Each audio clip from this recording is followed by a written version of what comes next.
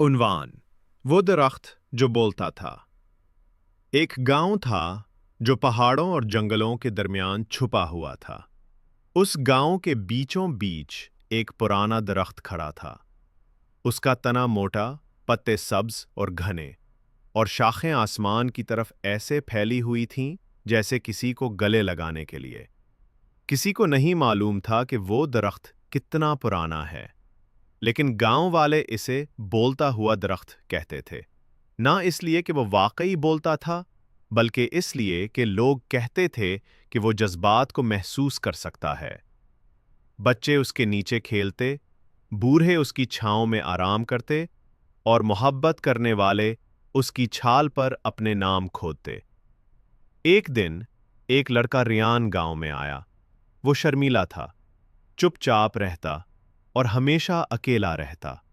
दूसरे बच्चे जब खेलते तो रियान दरख्त के नीचे बैठकर अपनी कॉपी में तस्वीरें बनाता। एक बार बारिश हो रही थी। रियान भीगा हुआ दरख्त के नीचे बैठा था। उसकी आंखों से आंसू बह रहे थे। उसकी कॉपी भीग गई थी। वो आहिस्ता से बोला, कोई मुझसे बात क्यों नहीं करता? अचानक पत्तों में एक नरम सी सरसराहट हुई।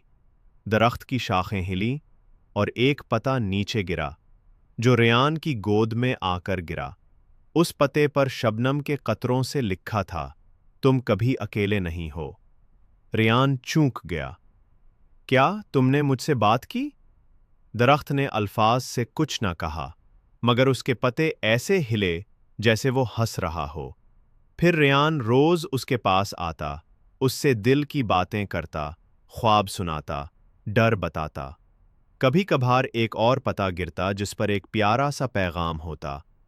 दूसरे बच्चों ने ये देखा, करीब आए और रेयान से दोस्ती कर ली। रेयान अब अकेला नहीं रहा। साल गुजर गए, गांव बदल गया, लेकिन दरख्त वो ही रहा। रेयान बड़ा होकर एक उस्ताद बन गया। वो बच्चों को दरख्त के पास लाता और कहता, ये दरख्त सुनता है, उसी ने मुझे मेरी आवाज़ दी थी। आज भी जब कोई खामोशी में बैठा होता है और दिल बोझल होता है, तो दरख्त एक पता गिराता है जिस पर वही अल्फाज होते हैं।